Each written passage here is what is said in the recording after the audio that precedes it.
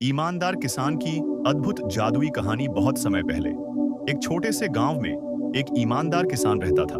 उसका नाम नेतराम था। लोग प्यार से उसे नेता बुलाते थे। नेता बहुत परिश्रमी और सच्चा व्यक्ति था। वह अपनी मेहनत से फसल उगाता और अपनी मेहनत की कमाई से अपना जीवन यापन करता था। एक दिन जब वह अपने खेत में हल चला रहा था, तब उसकी हल की नोक से अचानक कुछ टकराया। उसने मिट्टी हटाई और पाया कि वहां एक पुराना दीपक पड़ा हुआ था। दीपक पर काफी धूल थी, इसलिए उसने उसे साफ करने का निर्णय लिया। जैसे ही उसने दीपक को रगड़ा, एक जोरदार रोशनी चमकी और दीपक से एक जादुई जिन्न निकला। जिन्न ने नेता से कहा, मैं इस दीपक का जिन्न हूं। आपने मुझे मुक्त किया है, इसलिए मैं आपकी 3 इच्छाएं पूरी करूंगा। नेता, जो अपने साधारण जीवन से संतुष्ट था, नेता अपनी पहली इच्छा के रूप में कहा, मुझे इतना अनाज दो जिससे मेरे परिवार और गांव का पेट भर सके। जिन्न ने अपनी उंगलियों को चटकाया और नेता के खेतों में इतनी फसल उग आई कि वह और पूरा गांव साल भर तक भोजन कर सके।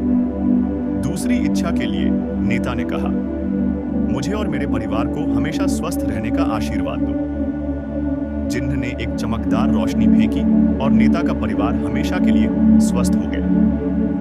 अंत में जिन्न ने तीसरी इच्छा के लिए पूछा। नेता ने थोड़ी देर सोचा और कहा, मुझे अपने गांव में खुशहाली और समृद्धि चाहिए। जिन्न ने फिर से अपनी जादुई शक्तियों का उपयोग किया और गांव में खुशहाली छा गई।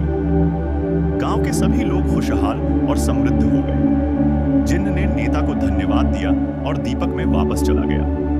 नेता ने दीपक को एक सुरक्षित स्थान पर रख दिया और जिन्न को फिर कभी न बुलाने का निर्णय लिया। वह अपनी मेहनत और सच्चाई से ही खुश था। नेता ने अपनी ईमानदारी और मेहनत से न केवल अपने परिवार का बल्कि पूरे गांव का जीवन बदल दिया। इस कहानी से हमें यह सीख मिलती है कि ईमानदारी और मेहनत का फल हमेशा मीठा होता है और हमें अपनी खुशहाली के लिए सच्चाई और परिश्रम पर विश्वास करना चाहिए।